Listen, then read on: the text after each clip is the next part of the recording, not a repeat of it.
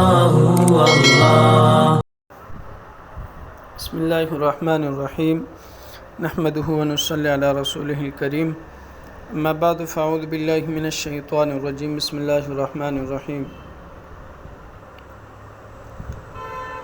کل جو مسئلہ بیان ہوا تھا اس کا خلاصہ یہ ہے کہ تکبیر وغیرہ ایک رکن سے دوسرے رکن میں منتقل ہونے کے درمیانی عرصے کے اندر ادا کی جائے، رکن میں منتقل ہونے سے پہلے یا رکن میں منتقل ہونے کے بعد نہیں۔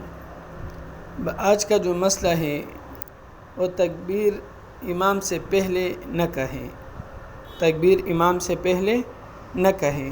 تو کون نہ کہے؟ ایک امام ہوتا ہے، ایک مقتدی۔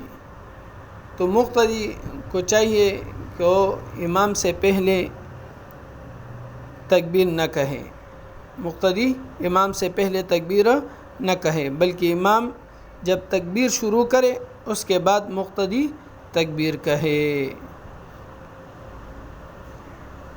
اور اس میں ابھی اس کا کیا حکم ہے کہ مقتدی کے لیے یہ کرنا یہ آیا مناسب ہے، یہ کراہت ہے، حرام ہے، اس سے اس کی نماز جائز ہوگی یا ناجائز؟ تو انشاءاللہ یہ آئندہ جو مسئلہ بیان ہوگا اسی سے متعلق ہوگا کہ مقتدی نے امام سے پہلے تکبیر کہہ لیا تو پھر کیا حکم ہے۔ تو انشاءاللہ یہ آئندہ مسئلے میں بیان کیا جائے گا۔ جزاکم اللہ خیرہ، دوسروں تک بھی پہنچائے تاکہ سب کو فائدہ ہو۔